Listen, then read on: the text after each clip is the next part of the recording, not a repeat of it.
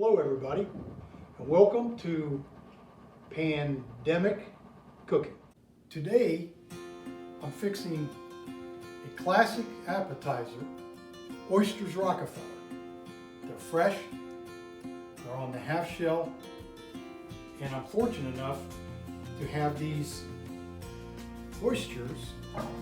These are East Coast oysters, by the way, in a cast iron oyster baking pan that I got as a gift.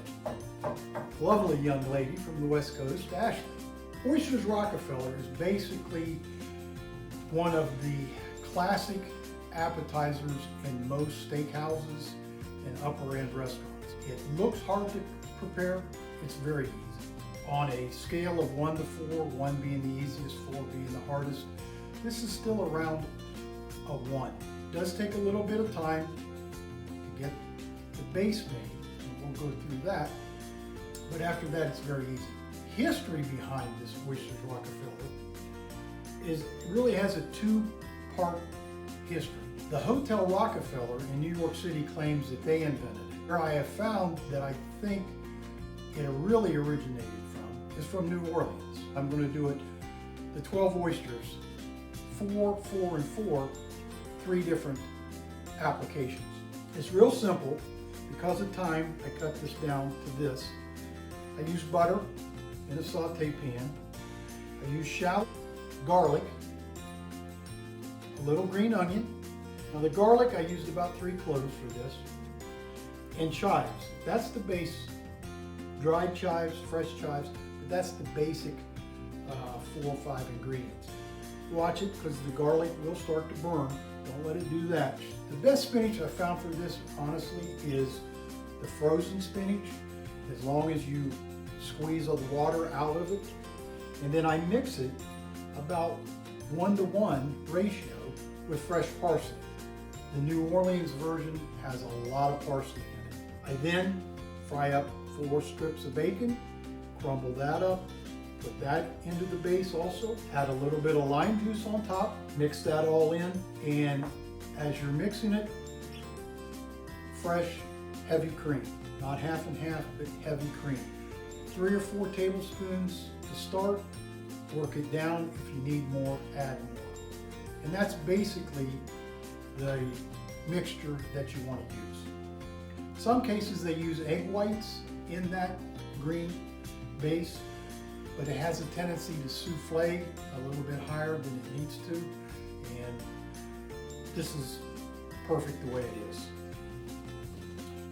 I'm going to make the first 4 the classic way that you see in most of the restaurants. You take a small dollop of the spinach, parsley mixture that you've mixed up here, goes right on the top. We're going to put it on 4 different oysters. It doesn't have much salt, but you do need to salt it a little bit. And at times, if you can clean the oyster, shuck it, save the liquid, and add it back into this. It's beautiful. The classic, just some simple breadcrumbs, just goes on the top, gives a little bit of a crunch, a little bit of color.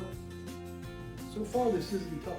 The second one I'm going to do, again, we're using the base that we worked on here with the spinach and parsley. From that, I'm going to add a little bit of cheese sauce. Now the cheese that we're using in this is a Swiss Gruyere with, again, heavy cream, and I'm just going to incorporate that or move this around so it kind of gets kind of sloppy. But the Gruyere cheese with oysters is just fantastic. I'm going to top it a little bit. Now that's going to melt just fantastic. The third is, again, the base sauce. I'm going to add a little Pernod to it. This is a French liqueur. This actually comes from Paris. It is a licorice tasting from the anise plant. There is also another one from the Ricard family, still in France. This was invented in 1803. This came around in 1932. The reason I like the original Pernod is it is very intense in flavor, where this actually, it's great also, but it has a little bit more or added botanicals to it. And I don't want that fruity, flowery taste in the oysters. These might be ones that you've seen in restaurants and bars. Is Sambuca, which is the Italian version of the French Pernod, and Ouzo, which is the Greek version of the Pernod. So we're going to just put a little bit of Pernod in the remaining base. Whenever you're pouring, just take your finger, put it across the top, and that way you're not splashing it in out of control. Usually that's about 3 tablespoons. What it's going to do is add a fantastic secondary flavor that just matches perfectly with the oysters.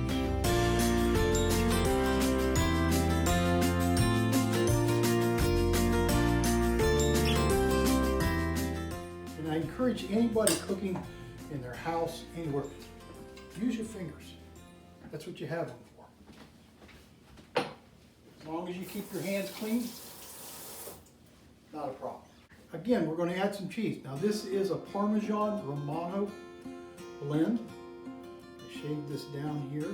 3 different oysters. The classic au gratin with the cheese sauce, and a little something kind of out of the ordinary with the Pernod as far as the liqueur. Put this in the broiler at full broiler strength. You check them after about 3 minutes. They may need a little bit more time. We'll see what happens when we come back. Thanks. As I said in the last episode, we drink wine here at the Vinny Crew. One of the classic all-time matches in culinary cuisine is oysters and champagne. What I've chosen for tonight is an Italian rosé. It's a sparkling wine, it's not champagne, didn't come from the French region, but it's in that same style. I like this rosé when you're working with cooked oysters. It has a great taste to it, cleans your palate for the next oyster. If you're eating raw oysters, you're better off staying with a brut or an extra brut. Very dry champagne. You don't want it to overpower the raw oyster. If you're pouring any type of sparkling wine, you want to do it in what we call a champagne flute. The reason for that, you want the bubbles to form on the side and escape to the top. Drink wine out of the proper glasses and you'll enjoy wine much more. It's beautiful. I'm using my new pot holders, which a fan sent me. I think it was Bev. Very nice, thank you. Oh yeah, these are perfect. These are perfect. What we have is the melted cheese on the au gratin, the melted cheese or the browned off cheese on the ones we put the Pernod in, and the classic ones just have that simple breadcrumbs on top. Just fantastic. And the aroma coming off this, I don't know how anybody can't like oysters. Great dish. Hopefully not too tough to prepare. You're not going to get it right every single time you fix anything. The best thing is to try. The next episode, I've been asked to do my oven fried chicken. I want to thank everybody that has been watching and their comments. I want to thank Robert and Ashley, Elizabeth and Stevie, Thomas, and my wife Marilyn. Until next episode, enjoy, always drink wine, and have a safe week.